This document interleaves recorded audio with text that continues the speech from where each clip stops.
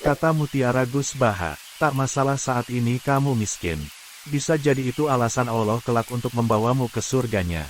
Di akhirat, kenangan yang paling indah di dunia adalah, seberapa sering kita sujud kepada Allah Subhanahu wa Ta'ala. Dosa terbesar istri adalah goblokno suami. Cinta mungkin terkadang membuatmu rapuh, tetapi berterima kasihlah kepadanya, karena cinta darinya bisa membuatmu lebih kuat dari sebelumnya. Seberapa besar pengorbanan yang ia lakukan, maka dari situlah kita akan tahu betapa besar cintanya kepadamu. Untuk menjadi yang terbaik, kamu harus mempunyai mimpi yang besar serta semangat untuk mewujudkannya. Harapan dan keinginan ini seharusnya sejalan. Ia sejalan dengan betapa besar usaha yang kamu lakukan dalam mewujudkannya.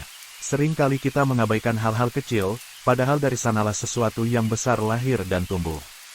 Allah tidak pernah ingkar pada hambanya, meski sekecil biji zarah pun janji Allah selalu ditepati.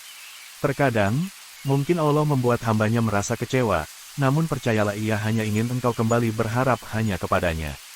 Allah akan mengganti semua luka yang pernah engkau rasakan dengan kebahagiaan yang tak pernah terduga.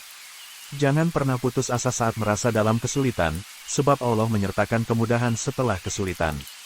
Saat kamu merasa tidak ada orang yang berada di pihakmu, tenanglah karena Allah selalu bersamamu. Sebuah langkah kecil merupakan sebuah awal yang begitu panjang. Kebodohan itu merusak, tetapi merasa dirinya paling pintar lebih merusak. Yang abadi adalah yang kita sedekahkan.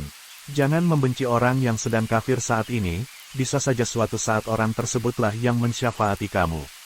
Tirulah Kanjeng Nabi Muhammad SAW yang berdoa kepada Allah Subhanahu wa Ta'ala untuk Sayyidina Umar bin Khattab yang saat itu sedang kafir. Sebesar apapun dosa seseorang, tidak ada yang berhak menghalangi rasa cinta hamba pada Tuhannya, meski cara yang digunakan untuk menunjukkan rasa cinta itu terasa aneh di mata kita. Kalau malaikat datang dan memberitahu saya bahwa kelak saya akan masuk neraka selamanya, apakah saya akan berhenti menyembah Tuhan? Tidak, saya akan terus menyembah Tuhan. Barang siapa belajar tanpa guru, maka gurunya adalah setan.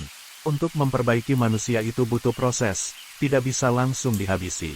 Jika tugas kenabian hanya untuk menghabisi keburukan, tentu bermitra dengan Israel jauh lebih efektif ketimbang bermitra dengan Jibril. Kita harus curiga dengan otak dan pikiran kita. Allah mengabulkan doa-doa ketika kita sudah siap, bukan ketika kita menginginkannya. Kita ini mudah mencintai orang yang berjasa dalam hidup kita, tapi kenapa tidak mudah mencintai Allah yang jasa-jasanya sangat besar dalam hidup kita? Mencintai tidak cukup dengan tidak melukai yang dicintai, tapi juga harus sabar saat dilukai oleh yang dicintai. Bersyukur itu perlu terus latihan. Jangan hanya rasa syukur hanya saat memiliki sesuatu. Hidup yang keren adalah hidup yang pola pikirnya menunggu waktu ibadah sambil melakukan kemanfaatan.